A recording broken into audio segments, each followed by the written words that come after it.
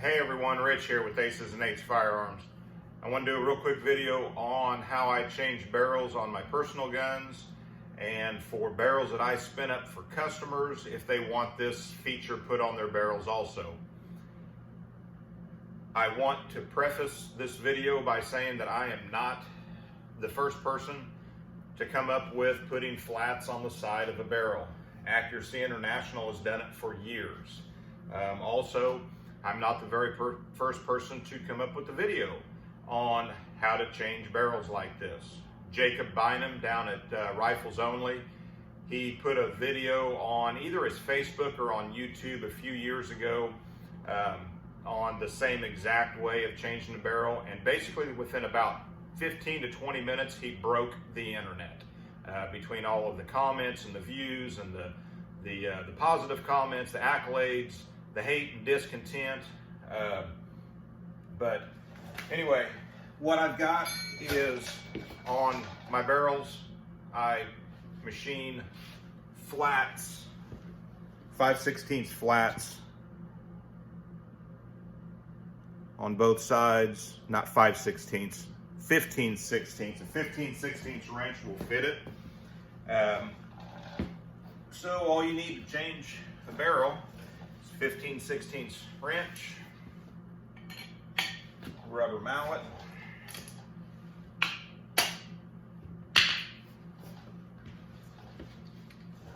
now I know a lot of you's probably thinking, oh my God, what about the Headspace? Buy you a go gauge, put you a piece of Scotch tape on the back of it. Scotch tape is about 2.5 thousandths thick.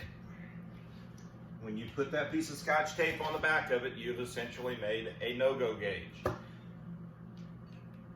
Try it with the no-go gauge after you get it tightened down.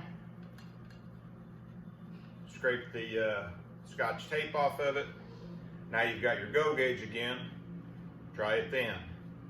Barrel torque's on between 60 and 75 foot-pounds. How much is that?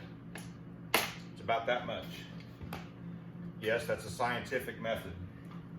But just so you know, I'll take my go gauge, put my glasses on so I can see my name. Come up here so you can see what's going on.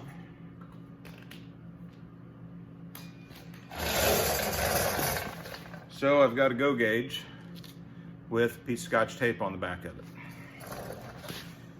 Go gauge in, or the go gauge with the Scotch tape, which makes it a no-go gauge, won't go.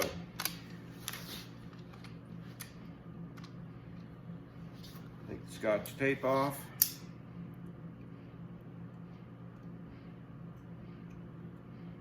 Just a round little piece of Scotch tape, that's all it is.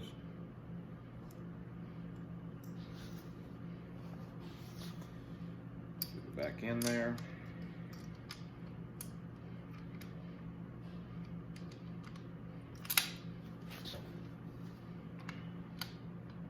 Closes just like it's supposed to.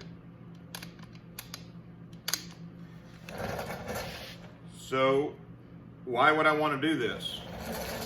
Well, a couple of weeks ago I was at a match and guy was zeroing, and he had a complete Headspace head separation, not Headspace, a complete head separation on his gun.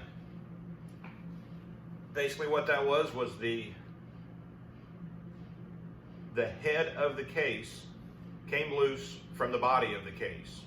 Well, the body of the case was stuck in the chamber. He said the barrel was just almost done. And he said the bad thing is, he said, I've got another barrel in my truck. He said, I've got a new barrel in my truck. As it turns out, he was the RO the rest of the match because he didn't have any way of swapping his barrel out. Most people that shoot matches have one or two or more barrels on hand. They may not carry them with them, but a barrel don't weigh but a few pounds and it's little. Throw it in your gun case. Throw it in the bottom of your of your gun case underneath the foam. That way, in case bad things happen, whenever you went and spent, a bunch of money or traveled a long way to shoot a match, or you're hunting, going, on a couple $1,000 elk hunt or mule deer hunt or something like that, you at least have another option rather than just throwing in the towel. Also, like I said before, if you have good quality components, you don't have to worry about anything. Obviously, you're going to want to check your zero, afterwards, after you swap your barrel out. But as far as what I did, is it doing anything to the scope mount or to the scope? No. Now, I don't have a Kmart 4x9 Weaver on here either. This is a zero compromise scope sitting inside of a spur mount. So good quality components, quality machining, you're good to go. Thanks for watching.